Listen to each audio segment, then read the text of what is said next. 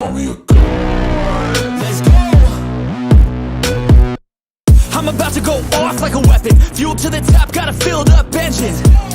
In my thoughts, obsession. I will not stop, no, I'm never second guessing.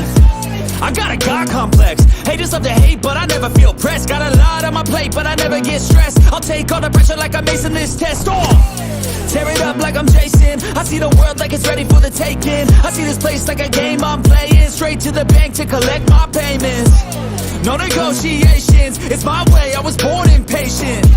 And like a damn Freemason, I'll run this nation. They call me a god. They call me a god. They call me a god. Alright, hi guys, so today we're going to view more Men-97, and this episode, damn, you could say it's the best episode so far, but I mean I still prefer like the first two episodes, but I'd maybe second or third best episode, because a lot of big things happen in this episode. Yes, we also get some more character development for certain characters, but by the end, Jesus, it's probably the biggest thing that's happened so far in the show, since like the stuff with that happened in episode 2, because to me that had the biggest stuff that we're still seeing play out, and then this episode brings one of those things to like the forefront and in a big way, like goddamn. Yeah, I mean comic book fans probably knew this was coming, but since I've never read all the comics, yeah, some crazy stuff, man. Like these X-Men stories can be big, man, like goddamn. I just knew about Days of Future Past, but damn it, like some of the stuff that's come afterwards, some of the things I've seen from even the old show, and now coming to this, oh my god, it's like some Invincible level stuff. Like goddamn. But yeah, let's get into it. So at the beginning, it's more about like, you know, them trying to prove themselves to like society, how they can fit in and stuff, like basically giving them a chance. But I feel like Scott's kind of going for a lot at the time. So when he's having an interview with someone, let's just say it gets a bit out of hand. You know, Hank does the best that he can, but Scott is just not really in the best place right now. Everything that's going on with Jean and her other self, yeah, he just feels like he's just a mess right now. Yeah, so he ends up getting angry in the interview and stuff, and how he shouldn't really have to prove himself, because you know the X-Men have like saved their lives so many times, and basically they'd be all dead if it wasn't for him. It's like he's a bit pissed in this episode. And I kind of focus more on Magneto and Rogue in this episode, probably like the highest it's been, and even like doing more with Gambit too. Like that's basically the forefront of this episode. Basically, relationships for most of the episode is like the forefront, and that's what they mainly tend to focus on. You know, Scott, Jean, and the clones' relationship, and you know, Magneto, Rogue, and Gambit's relationship. Like basically two love triangles all at the same time. And instead of just making it feel like, oh, this is too much, man. It's bad enough like we used to have to deal with Jean, Scott, and Wolverine relationship, love triangle, but they're doing two at the same time. You'd think it would kind of like collapse on itself, but they still find a way to make it work, because the person who wrote this, he just did such a good job. I just don't know like what he's done behind the scenes why he got fired, but man, I just hope they at least adapt his work good when it comes to live action, because he's just done such a great sequel show. Because most sequel shows tend to fail, but this one's just been so good. So I guess Magneto gets invited to like this place where all the mutants can like live happily ever after, but we all know that never happens. Yeah, trying to build their own society so they can be at peace. Yeah. And I guess Rogue, Gambit, and Magneto go, and that's where I guess the relationships start to butt head.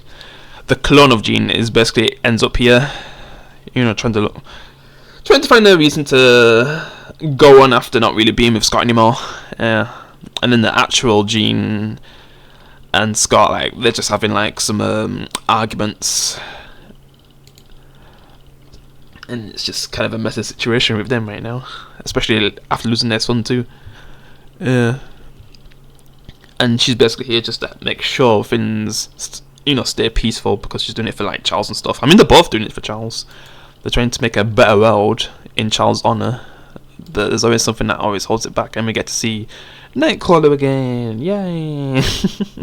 Man, he's one of his episodes in like the original show was so good. Probably one of my favorite episodes of the entire series. of the animated X-Men series. Yeah, like just what he goes through when he's in that church and stuff, and how he actually puts some faith in Wolverine, because he didn't really, in a way, it seems like he didn't even believe in God Wolverine, but then flipping this guy Nightcrawler makes him believe, gives him a reason to look for a true purpose. I mean, he had the X-Men that kept him, going crazy or being an animal, but it's just like getting some faith kind of helped him out a bit. Yeah. And you can thank Nightcrawler for that. And yeah, it was good to see him. And then, just still trying to develop their relationship, like where that's going. And it gets to a point where they kind of reveal that Magneto and Rogue always had the thing together. They just never really, showed it. And I feel like I had a little issue with that. Like, the whole time, Rogue and Magneto were together before she joined the X-Men. But then she started to, care for Gambit. And then, that basically created a love triangle, but one was off screen. It's a bit weird to, include that, but I guess it adds more character drama, and probably Gambit feels like, man, did you even ever care about me if you always had someone in your life? And the only reason she didn't really stay with him because, it looked like Magneto could control not being hurt by Rogue, because, we all know that if Rogue touches people, something bad happens to him. Yeah, just like in the movies. And it seems like Magneto was in pain when he was with her. And wait, it's just so weird. She was with Magneto the whole time, and it just never really showed signs that, that they actually cared for each other. It's so weird. Like, I literally watched the episode where Magneto was possibly dying, and she kind of cared more about Gambit than Magneto's life. So yeah, there's some kind of issues, like, if you really go back, like, it kind of like messes up some of the canon. I mean, that's just me though. I just pointed it out because I'm recently rewatching the show, and there was a moment where Magneto was dying and she cared more about Gambit being kidnapped than Magneto dying. So there's just some kind of issues having that kind of story, like basically going that far back where it kind of affects canon. Yeah, I just can't really look over that because I just rewatched the show. I've been rewatching the old show, and yeah, stuff like that can kind of make it not really make sense. Like, they shouldn't have gone that far. I feel like this should have developed, off screen, but after the original show ended, instead of like, no, we've always been in love with each other, but we just knew we couldn't really be together. Like, that kind of stuff is just no. And right now, Magneto might be the king of this place, so he would be the leader of basically all the mutants, who's destined to keep them all safe, I guess. Yeah, because basically all the leaders are here, and it's all about deciding if Magneto's gonna be the leader of all mutants and of this place. And there's the scene where Scott just gets pissed, I guess. Like, great scene. And then there's the scene where, Wolverine goes to see Jean, and I can't remember who kisses who, because Jean's just like trying to work out like what was actually real in her life, seeing flipping stuff from when she was Phoenix and stuff, like, because I was thinking, like, when was Jean actually Jean or not Jean? I always think like maybe back to like the Dark Phoenix after that storyline. Maybe that's when her Phoenix persona just took over. Who knows? But we all know it has something to do with Mr. Sinister, so can it even be that? Like, because there was a point where I feel like Mr. Sinister took like the X-Men, and Jean was one of the ones they took, and it was like on their wedding day. So you could say it was then when we lost the real Jean, but it's hard to know for sure. But yeah, they end up basically kissing, and I can't remember which one actually regrets doing it. I really can't remember, because this episode was just going by so fast. Because yeah, she's just trying to work out who she is right now. And it seems like she only has a thing with flipping Wolverine, and I think it's Wolverine who pushes her off. Where it's kind of like opposite in the movie. It's like Wolverine just wants her so bad. It seems like he's ready to like maybe not be with her, and because she's just trying to work out things. Because she only would want. I mean, Wolverine would only want to be with her if she truly feels like she wants to be with him, and she's not thinking about Scott at the same time. Yeah. But yeah, it's just such a good episode, man. And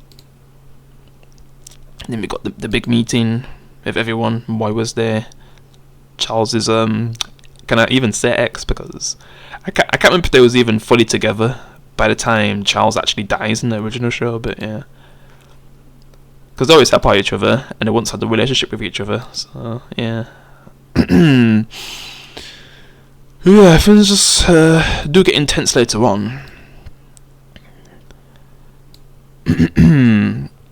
And I guess while Magneto's getting this kind of power, he wants to have Rogue by his side, and she's just something like, would you just use me the whole time just to get what you wanted and stuff? So the relationship starts to like possibly crumble in the scene.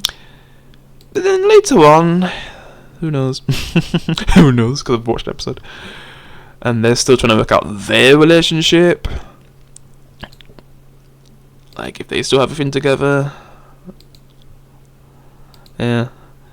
And it seems like something happens with Jean and the clone, where they end up being in pain. Like, who knows what's going on there? Like, cause it seems like something's also happening with time by the time you get to the end, because you even see Cable and stuff. So it's going to be that kind of storyline. And comic book fans already know where this is going to go. But yeah, this is my first time seeing the story, so yeah. And they're basically showing like how Rogue basically knew Magneto the whole time before, because basically it was back when she was still with her mother, before her mother just, you know, because her mother treated her like crap, but then Magneto kind of found her like a purpose and stuff, making her learn some stuff, then they end up having a relationship together, all that kind of stuff, which I'm just like, no. And you know, Magneto ends up in pain, so she decides to like leave, and then she eventually joins the X-Men. He basically explains all this to Gambit, and he's just like, man, this whole time you had a thing with him, and I thought I had a chance. But no matter what, man, he will always be there for Rogue. But he just knows they can never be together, though. Yeah, we're just a friend. And then she starts crying. Yeah. But yeah, this episode just focuses so much on relationship the whole time, until like just the big thing happens at the end. Yeah, it seems like things are over with Rogue, with both Magneto and Gambit. But then when Rogue comes in, you know, you just basically see her dancing with Magneto, them having a big thing together. Gambit's pissed, so he just walks out, even though he said we're just a friend. So I hate that kind of shit where they're basically the one who decided to like end things, but then they get pissed when they see him with someone else. Like, whatever. Yeah. But then she starts to feel like, oh, even though I can touch you, I don't like you anymore. That kind of stuff. And then Jean, she ends up being in pain. Well, the clone Jean. I feel like, I don't know if it's both Jeans, I don't know if it's affecting both of them, but yeah. Then you flipping see Cable come. Because Cable's basically like the clone Jean's son or something, right? Basically Scott's son, if I'm correct. And then flipping destruction starts to happen, like, this whole party just ends up becoming like flipping chaos. Like some Game of Thrones Red Wedding kind of shit. Like, goddamn. Get tons of character deaths. Jesus Christ. And because it's X-Men, there's always a chance that it could be erased, but yeah. They basically try to save as many people as they can, but like the leader of those Morlocks gets killed. Like, there's just so much death. Feels like an Invincible episode at this point. Like, from just focusing on character stuff and relationships most of the one time, for the last few minutes they just go crazy. There's so much death because they kind of build it up from all those character stuff beforehand, and then you just see so many people die. I'm not even sure if like Moira and that other person makes out of this. Who knows? Because there's so much chaos, and Magneto's trying to do what he can to protect everyone, including Rogue. Gambit's actually trying to fight the thing that's attacking him. Seems like it's a Sentinel, but like an advanced version. Yeah, this goes crazy. This one, well, it's a Sentinel, but it has like multiple heads, and it seems like the strongest Sentinel they've ever faced, because it just takes out so many mutants so easily, even some of the main ones, which is just, oh my god. But people who grew up with this show basically get into this episode, they're probably like crying afterwards. Probably, yeah. And then you see Gambit trying to fight it and just Magneto nearly dying. Like, it's just all this stuff that's happening. Yeah. Just seeing Gambit and Magneto just doing their best to protect Rogue. And everyone else, like, just getting massacred. Damn. Like, this episode just goes crazy, and then Rogue tries to, after seeing so many mutants die, she tries to fight it herself, but then Gambit stops her, because she'll just get herself killed. But then Gambit ends up getting stabbed, and it seems like he dies. And then Magneto, he's just trying to hold you back from everyone else dying. And in this scene, he basically dies. I'm just like, what? Magneto's dead? What? What a crazy ending. I was even watching this with my mum too, and she was like, what? X-Men's this dark? I mean, she wouldn't know how dark the stories have been. Because X-Men's always been dark, even from, like, obviously the movies, because, you know, live action, so they'll try to make it more serious, but, man, it's never been this serious, even though, like, X-Men The Last Stand, but I feel like they did it in a way where it more pissed me off, because they killed off too many characters too early. Like, this has so much established lore, so if they start to kill characters off, it's going to be more meaningful. Yeah. But yeah, man, just seeing Gambit and Magneto die like that and some of the other mutants, some crazy stuff, man. And I wonder where this is going to go moving forward. The comic book fans probably already know, but I just don't know if these deaths will be permanent, because the thing with X-Men is that they can sometimes erase deaths. Sometimes they might stick, but other times they can actually, you know, actually erase them. So we'll see how this goes. Yeah. Hey, can these deaths even be erased? Like, this is just so dark right now for a lot of the X-Men characters. You got Storm, who lost her powers and is getting chased by some kind of bird demon. Like, damn. And then you got, you know, this situation. And there's Jean, who's just, like, in pain right now in her mind. I don't even know what's happening to the other Jean too. Like, if they're both in pain. Like, it's just the X-Men right now are just, like, in a really bad place. Yeah. Like, goddamn, they've been through a lot more than they've had in, like, the other show. Like, goddamn. Yeah, there's been times where they've been in really tight spots, but Jesus, this is really bad. Like, it's just so dark. Yeah, they're in a really bad place right now, all of them. And even seeing a point where it looks like Nightcrawler nearly dies. Yeah, it's just crazy stuff. But yeah, what did you think of this episode? God damn. Do you think it's the best episode so far? Did you find it too dark? Because I know some people were probably really sad from those deaths. Wasn't really expecting it, but we'll just see what happens going forward. Like, could these deaths be erased, or will some of them stay? But yeah. Oh yeah, also the thing with the cable, that was crazy. Yeah, where the clone Jean sees him and then he just vanishes. It's like he's been erased. So is the sun dead too? Like all that stuff. But yeah, I'll see you in the next one, guys. Peace.